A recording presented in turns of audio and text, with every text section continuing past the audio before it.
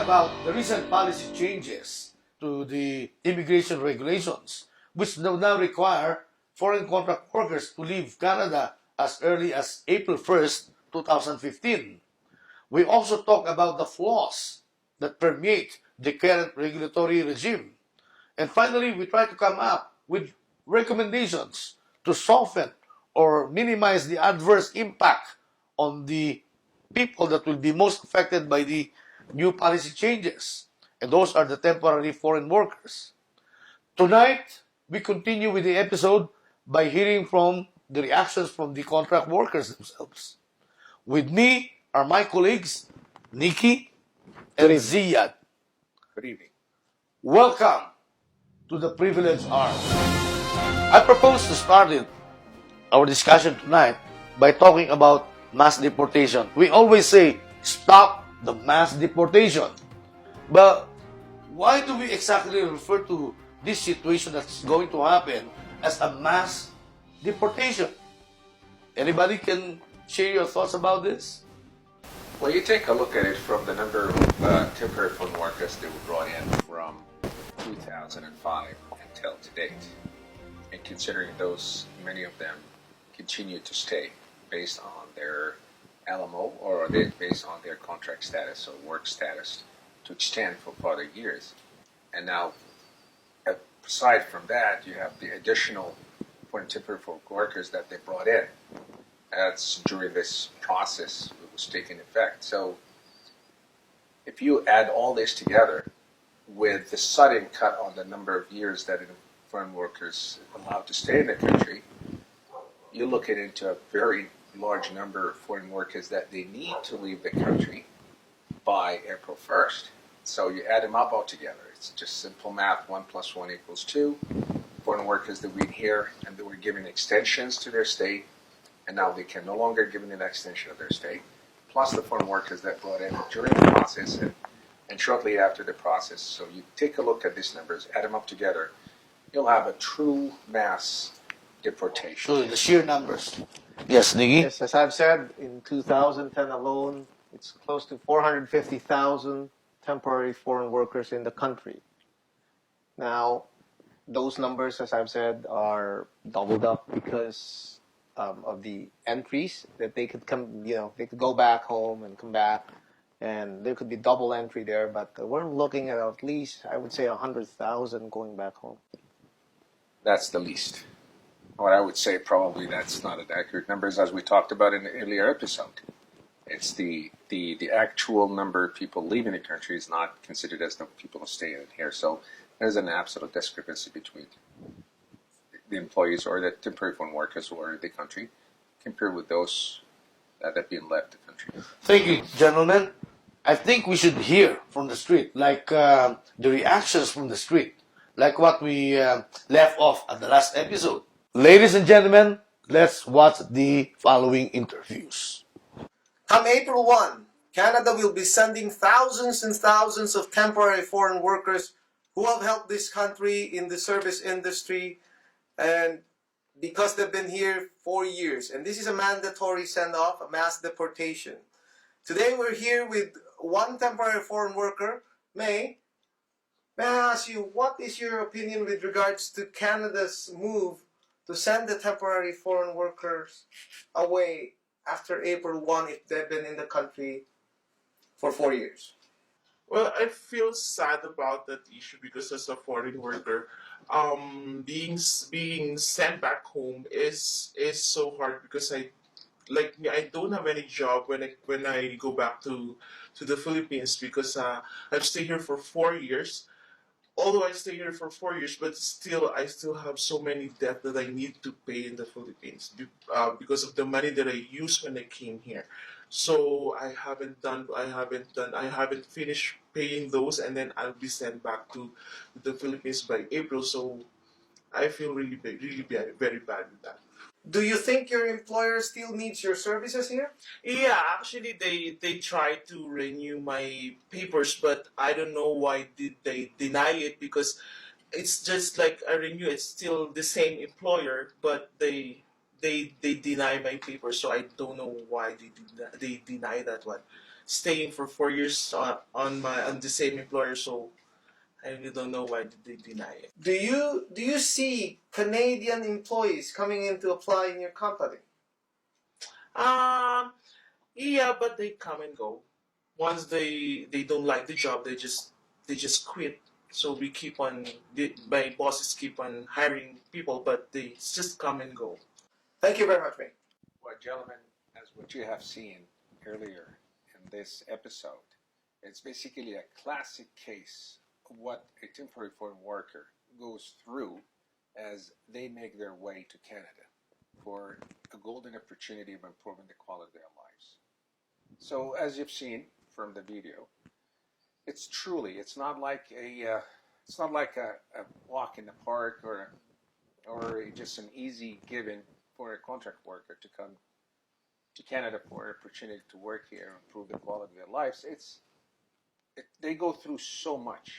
So it's not like magically they appear here in Canada already and all set, right? No. They have to go through a process. And in the process, there are costs and expenses that they entail, right?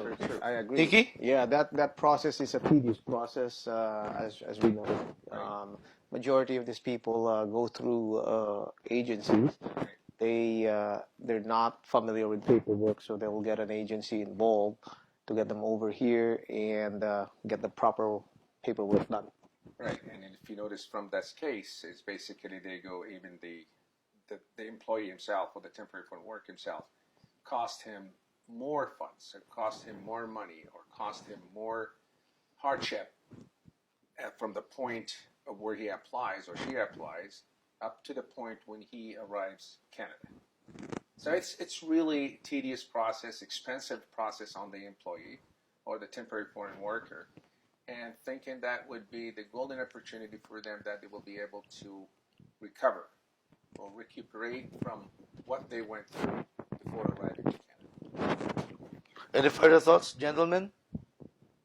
Well, you know what? In this case, I believe that now we will go back again to regulation and legislation, and here that we can find ourselves in a place where we could identify that there should have been a better regulations as well over. You know what? About those employment agencies that they supposed to work with the employer and with the temporary foreign worker, and make sure that this all done through the right process of what the government has legislated and under the actual regulations of what the government is trying to regulate in order for them to identify what's needed in the country and what it's not. You know what? You brought out a very interesting point, Ziad. The way I see it, foreign contract workers in Canada do not exist in a vacuum. Okay? In other words, they go through real life experiences, they incur expenses, and my question now, which brings to my mind, is how did the government arrive at the 4-year cap? Did they conduct an intensive and extensive feasibility study to determine the impact of the policy change to these foreign contract workers?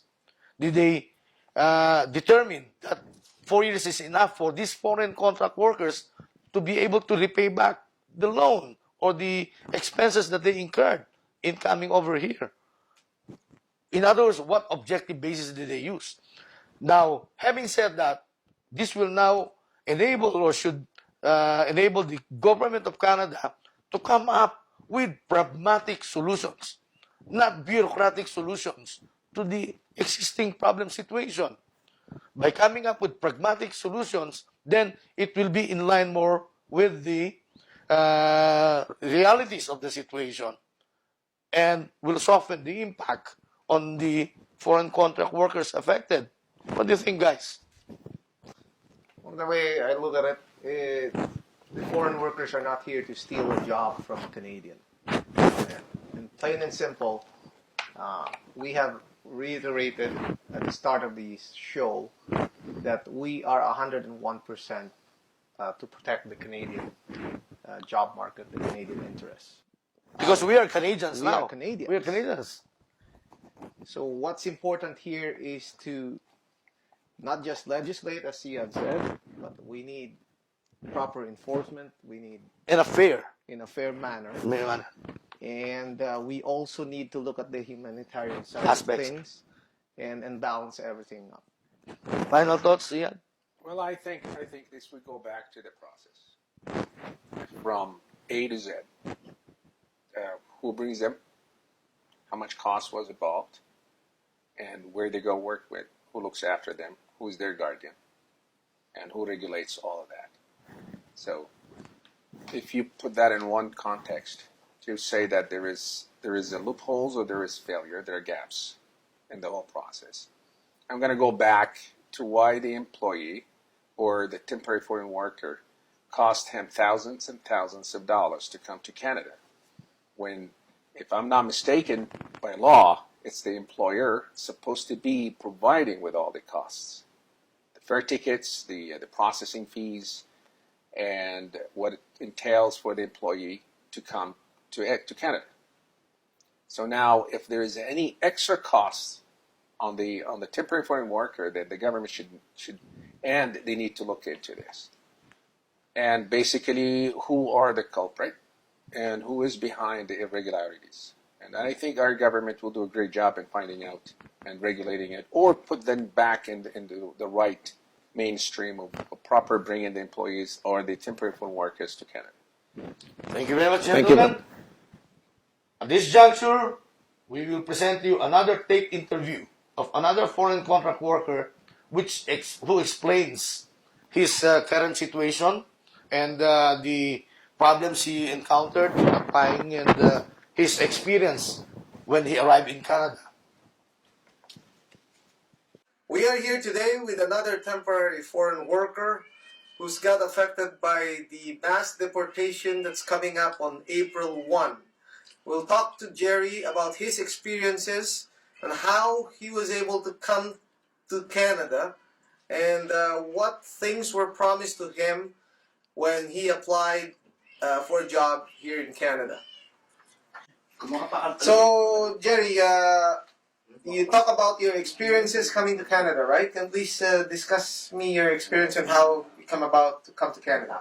Yeah, so when we arrived to Toronto, there's no job, and the employer that they promised us is a dummy, and so we actually complained to the agency who helped us get to Canada because of the debts that we need to pay back in the Philippines. And so the agency found a new company, which is in Calgary. And we were supposed to be working for a hotel, but the hotel owner doesn't have any job vacancy for hotel. So they sent us to another place. Same owner, but different business. So we worked as a worm picker for a couple of weeks, but I can't stand my situation. So, now that the mass deportation is coming up on April 1, and a lot of temporary foreign workers like you are going to be sent home because you've been here for the 4 years now. Yeah. What can you say about this? Well, that's not really good for me or for the other foreign workers because we still have a lot of debts to pay back in the Philippines. I haven't even got the chance to save money, and now I don't know where to get money to pay for my fare going back to Philippines because, like I said, all the money that I've earned from my present job right now I've sent it back home to pay my debts and also to support my family. So, Do you have any message for Prime Minister Harper if he's watching the show? well, to the people involved, to the Prime Minister, I don't know what you're doing. I've seen a lot of ads about express entry to Canada, and you're trying to get more people to come into Canada. But what about those people that's already here? You're trying to get rid of them and get get more people from outside. So I think you should be focusing your solution to the people that's already here, not by sending back to where they came from, but by giving them more stability job, because they've already helped you support your government by paying taxes and everything. So I think you should be focusing on us, not on the people that's not yet already here. Thank you, Jerry. This is a classic example of a foreign worker not knowing what is out here, what is out here in Canada when they apply for a job. People have misled, could have misled, allegedly misled the said foreign worker into a job into Toronto. Unfortunately, he landed into a different job in Calgary, and it was supposed to be a hotel job, and then ended up to be a worm picker. That is not the problem. The biggest problem that there is people are not informed prior to getting into the country that well. So we are here to help Create awareness. create awareness. What do you Yeah, think, no, Steve? I think you're right. I mean, it's either the misleading or either the way that was those temporary foreign workers were left to the elements of the employment agencies, promising them that there is a job for them upon arrival, end up no job, moving them looking for an employer for them while they are in the country. Now, it's time wasted. It's money cost on the employee, on the temporary foreign worker, moving them from one city to another city. And from one job to another job. It's basically that's not what they were. If either were they promised, or they were given the opportunity that that's exactly what they're coming for. Mhm. So is this a false pretense? Perhaps. Is it misleading? Perhaps. So now, the dilemma or the problem that this temporary foreign worker is facing is, what is my future? So, gentlemen, as what you have seen from these two classical cases, that is commonly shared amongst all temporary foreign workers that come to the country, that the process itself is very expensive. The way that the temporary foreign worker caused him to arrive to Canada thinking that there's a dream and they can easily recover from the cost. I think that is a false pretense or misleading. It should have been given an onset from the beginning of their hirings. And I think that there's so much of a stress up to that. Yeah, it's really stressful for someone to come in and work in a foreign land, trying to adopt the culture, the Canadian culture, trying to think that, I'm going to have a brighter future when I come to Canada and work. And this, obviously, foreign workers are helping the Canadian society in all sorts of ways. Let me state again that they're not here to take away a job from a Canadian. As we can see, all the jobs that they've come in and work for are those jobs that the employers can't find employees for. What do you think? Well, I totally agree with what both of you have said, and I don't think I can add anything further to what you have already stated, guys. Yeah, I mean, the three of us are aware, and many of others share the same opinion with regards. These temporary foreign workers are here to complement the local Labor workforce. force. Workforce. It's not to take away. It is not to compromise or jeopardize the local workforce. It's here to complement, and they have been really. These temporary foreign workers have been doing an outstanding job in every service they do. I mean, personally, as a customer, I like to be served by those temporary foreign workers, and as much as I loved also from our local employees, that they have this, they are basically at par with the kind of customer service that we all receive. Yeah. And I believe that they should be given the opportunity to stay. Both programs can coexist with each other. Oh, 100%. And that is where the economic strength of Canada and the great future will lie. 100%. So, yeah, just imagine if we don't have the foreign workers doing the service industry. Think about that. what does that look like? How will it impact on the lives? So We'll leave it for the public to provide that That's kind of opinion. up to you to decide on what it looks like. Thank you very much for your opinions, well-enlightened opinions, gentlemen. Let's shift to another topic. One of the hottest topics also that are being discussed in the community is the Consular Outreach Program. For our next episode of the Privileged Hour, we will be dealing with the Consular Outreach Program. Questions like the following. What is the nature and function of the Consular Outreach Program?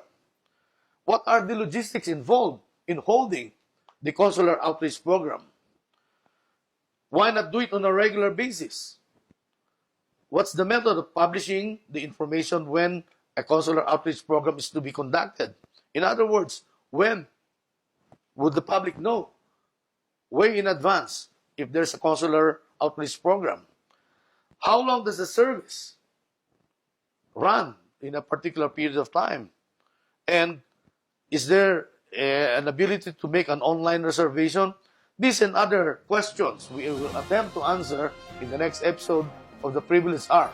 Because in our belief, the Consular Outreach Program must be portable and accessible. This we will attempt to answer in our next episode. Till then, we bid you good night. And again, from the Privileged Hour, ours is the privilege to serve you. This is the Privileged Hour. Good night.